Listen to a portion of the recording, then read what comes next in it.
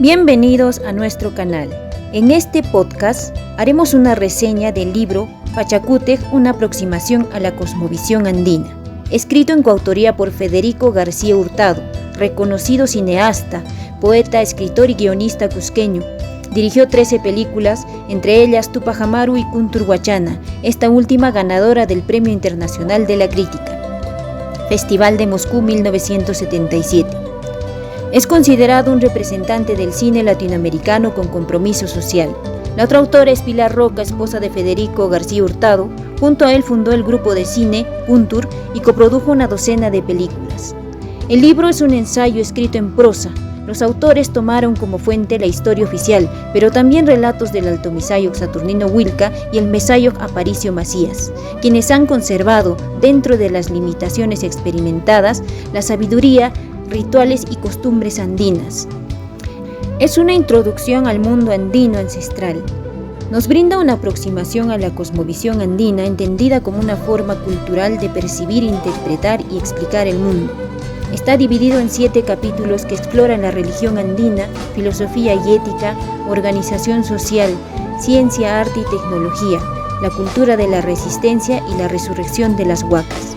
La intención de los autores es demostrar que la sociedad andina era una civilización avanzada, con su propia lógica de pensamiento filosófico sobre el universo, la religión, la organización social, con una singularidad y autenticidad propia y diferente al pensamiento occidental, pero no inferior, sino más bien complejo y abstracto para su época.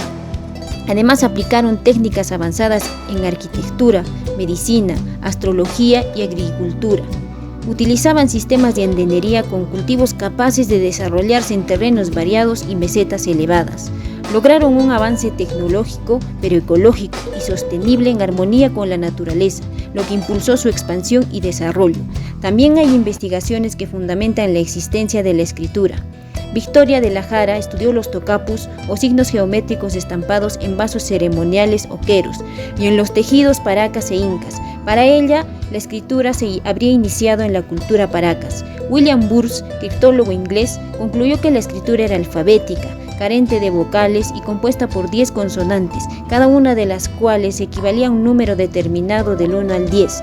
Por tanto, el alfabeto andino podía expresarse por signos o tocapus y por números que se graficaban por nudos en los quipus. Para los autores, la cosmovisión andina aplicada a la sociedad moderna engendraría el allincausay o buen vivir que practicaron los incas, una sociedad justa, respetuosa de la naturaleza y sin indigencia.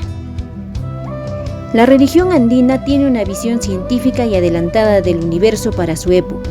La investigación realizada por los autores devela que veneraban a Pachacamac, espacio-tiempo indivisible y organizado, en donde fluye la Kalpa, energía universal, compuesta por la oposición de 2 energías, Kausay, energía positiva o vida, y Supay, energía negativa o no vida. Ambas fuerzas son necesarias para la existencia del universo. No tienen connotación moral o axiológica. El concepto de bien o mal depende del acercamiento o alejamiento del orden natural. La Pacha, espacio-tiempo, está compuesta por Jahuapacha, mundo de afuera, otro descubrimiento de los autores que encontraron un cuarto mundo reconocido por la cosmovisión andina, Anampacha, mundo de arriba, donde se encuentra la luna, Quilla, las estrellas, Chasca, las constelaciones y el sol, Ti, a los que consideraban deidades. Según los autores, sol en quechua es Ti y no Inti, que significa cenit del sol, punto de equilibrio. Caipacha, este mundo, donde el camaquén, energía vital, da vida a las plantas, animales, al hombre, runa. Las montañas, cerros, lagos, manantiales, cuevas son considerados huacas, centros sagrados de emisión y recepción de energía. Y el Ucupacha, mundo de abajo. La religión es un medio para absorber el camaquén y restablecer el equilibrio del individuo, de la sociedad y de las etapas del tiempo. El camaquén no muere, retorna al universo para asumir una existencia superior en otra dimensión. Un aforismo quechua dice: Huañuspaca camaquenchis cutipun pachacalpaman, Cuando morimos, nuestra energía regresa a la gran energía del universo. Chaysi lluqsimunchis, yapamanta ashwan sumaq kawsananpaq. Luego salimos nuevamente a vivir una existencia superior. Los entierros se acompañan de música y canto, ayataki o canto fúnebre, como un festejo por el retorno del Camaquén al universo. El tiempo no es lineal, es de carácter circular y eterno. A través de la chinán se puede conocer el pasado y el futuro. Un aforismo quechua dice: "Ñawpaqman puri kepaman chayay", camina hacia adelante y llegarás atrás. Kashanmi manaraj chayamushaqti, existe aunque no llegue todavía. La filosofía andina considera el trabajo como una forma de establecer un vínculo con la naturaleza. Es sagrado, se practicaba con danzas y cánticos. La agricultura es un modo de vida, no un medio de vida. El trabajo es de carácter comunitario, para el bien común, moderado y actitudinal.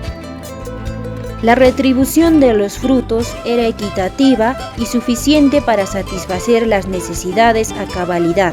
No había pobres ni marginados. Un aforismo quechua dice: "Yankaimi pachachachik kapajñán". El trabajo es el camino que conduce a la comprensión del universo.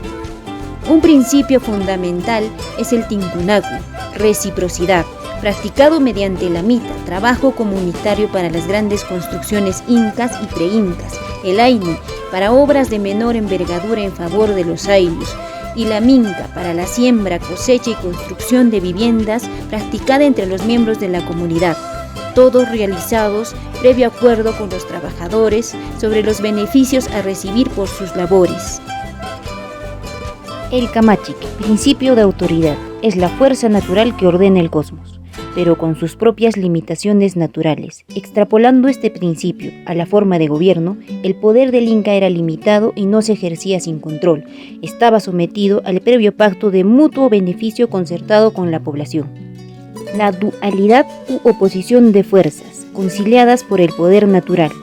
Este principio, aplicado a su forma de gobierno, establecía un gobernante político o Hanan Inca y otro religioso o Urin Inca, que discutían los asuntos políticos. En caso de discrepancia, el consejo determinaba la solución. La justicia es la armonía con el orden cósmico o pacha. Lo injusto es el desorden o caos. Los infractores eran considerados enfermos sociales, obligados a recibir tratamiento y resarcir los daños ocasionados. De ser contumaces, eran encarcelados. La pena de muerte se utilizaba como último recurso para delitos graves. Este libro devela nuevos elementos de la cosmovisión andina, enalteciéndola con bases argumentativas. Hace precisiones sobre algunos aspectos históricos que han sido tergiversados u omitidos por la versión histórica oficial, la aculturación y el sincretismo cultural. Y es que conceptos tan importantes como la religión andina fueron interpretados por los cronistas españoles desde la óptica y perspectiva occidental, tratando de adaptar la religión andina a la religión cristiana, lo que trajo como consecuencia la alteración y total falta de entendimiento de la religión andina y su caída en un halo misterioso, casi inescrutable. Por ejemplo, para los incas no existía un concepto equivalente a diablo. Ellos entendían el cosmos como un encuentro de dos energías, el causai o vida y el supai o no vida, que se equilibran y permiten la existencia de diversas formas de vida. Sin embargo, a la fecha supai es traducido como diablo. Aún no entendemos a cabalidad, en toda su dimensión, el simbolismo de la chacana andina. Los incas, como culmen de la cultura andina, consideraban a la naturaleza y todo cuanto existe como entes vivos que deben ser respetados y consagrados para mantener el Allin Causai o el buen vivir. No creían en el homocentrismo. Recrearon su organización social, política y geográfica en base al funcionamiento de la naturaleza, con la que mantenían una relación inquebrantable por medio de su trabajo, al que consideraban sagrado. Las posiciones del sol en el firmamento dieron origen al nombre y ubicación de algunas regiones del Tahuantinsuyo, el que estaba dividido en 4 suyos: Antisuyo, donde nace el sol; Contisuyo, donde se oculta el sol; Chinchaysuyo, situado al norte; y Collasuyo, situado al sur. Distribución del territorio influida también por la constelación de la Cruz del Sur, simbolizada en la chacana, como si se tratase de un reflejo terrenal del cielo. La pacha también estaba dividida en 4 mundos, reflejando la interpretación del cosmos en base a la constelación de la Cruz del Sur. El Ayllu o comunidad era una gran familia. El vínculo con ella era sagrado y no se perdía jamás. Todos cumplían un oficio y eran responsables de los demás, a tal grado que, si uno de sus miembros cometía un delito, primero se le castigaba de manera individual, pero para faltas graves contra la seguridad del Estado, el castigo lo recibía la comunidad, porque la falta cometida por un miembro significaba un mal funcionamiento del Ayllu. Su economía era de carácter agrícola, pecuaria y de servicios. No conocían la moneda, su medio de intercambio era el trueque con las comunidades vecinas. En el transcurso de la lectura atravesé por sentimientos que van desde la nostalgia por la sabiduría ancestral olvidada. Mucho de lo que fue se ha perdido, porque ya no vive nadie que lo recuerde, convirtiendo la historia en leyenda y la leyenda en mito. Orgullo por la pericia obtenida por nuestros antepasados en ámbitos como la arquitectura, con monumentos como Machu Picchu, Sacsayhuamán, el Capajñán, Camino Inca, gran red vial de 23.000 kilómetros, cerámica con los huacos retratos, queros, vasijas, etc.